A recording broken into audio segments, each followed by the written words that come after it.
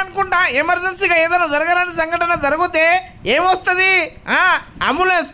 అవును, గదే మరి గీయాల డే అన్న మాట. అంటే ఈఎంటీ డే.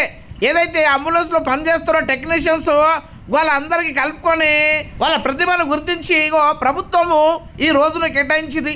అందుకే మన డాక్టర్ల పెద్ద సార్ ఉన్నాడు కదా, అదే డిఎంఎండ్హెచ్ఓ సారు, మళ్ళీ Kashinath sir, Kailash sir, Pritam sir, Anil doctor గారు వీళ్ళందరూ కలిసి ఇవాళ మన కేక్ కట్ చేసి ఇక వాళ్ళకు శుభాకాంక్షలు తెలియపరిచిందన్నమాట.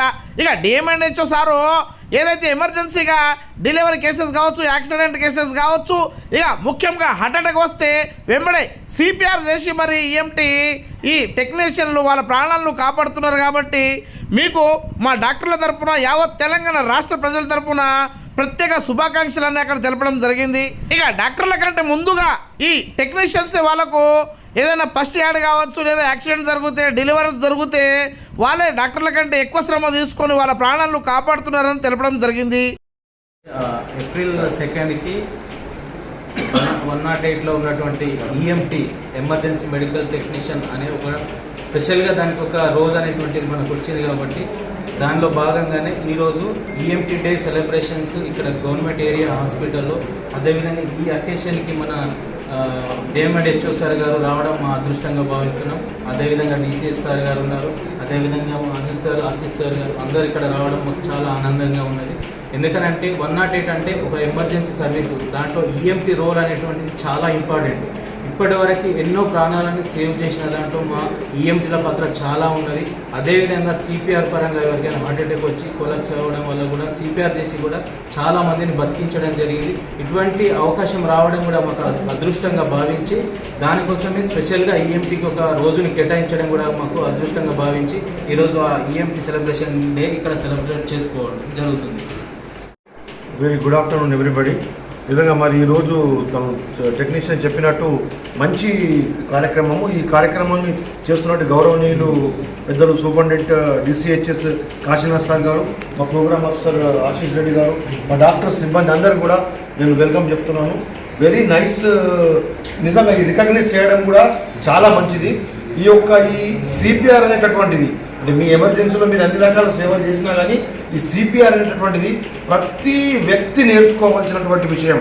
స్కూళ్ళల్లో కానీ, కాలేజీలలో కానీ, ఇంట్లో కానీ, ఎక్కడైనా కానీ. ఎందుకంటే ఎవరికన్నా ఎప్పుడన్నా హార్ట్ అటాక్ దానికి సంబంధించిన ప్రాబ్లమ్స్ వచ్చినప్పుడు మనం నార్మల్గా సింపుల్గా ప్రొసీజర్ చేస్తే ఆయనను హాస్పిటల్ వరకు మనము తీసుకుపోయేటటువంటి పరిస్థితి ఉంటుంది. ఇట్లా ఎందరో మంది బతకడం జరిగింది. ఒక పోలీస్ కానిస్టేబుల్స్ కానీ ఇంకా ఎందరో మంది రోడ్డు మీద పోతుంటే కూడా నార్మల్గా వాళ్ళు తెలుసుకొని చేయడం వలన బతికించడం జరిగింది. కాబట్టి స్కూల్ పిల్లల నుంచి తీసుకొని అందరూ కూడా ఈ సిపిఆర్ అనేటువంటిది బేసిక్ ఫార్ములా నేర్చుకుంటే మనం అందరికీ హెల్ప్ చేసిన వాళ్ళం అవుతాం, ఎన్నో ప్రాణాలను కాపాడిన వాళ్ళం అవుతాం. Thank you very much. ఈరోజు ఈ ఈఎంటీ డే సెలబ్రేషన్స్కి మరి నిర్మల్ డిఎంఎండ్హెచ్ఓ గారు గౌరవనీయులు శ్రీ రాజేందర్ సార్ రావడం జరిగింది. ఇది చాలా వీఆర్ వెరీ మచ్ ఫార్చునేట్.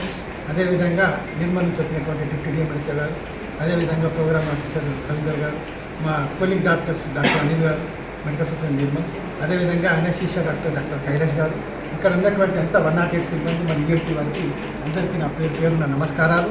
ఈరోజు 108 యొక్క వాల్యూ అనేది ఏంటనేది ప్రపంచానికి తెలిసింది.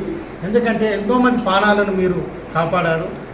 ఎంతోమంది ఎమర్జెన్సీలో ఉన్న వారికి ఫస్ట్ అటెండ్ అయ్యేదే 108.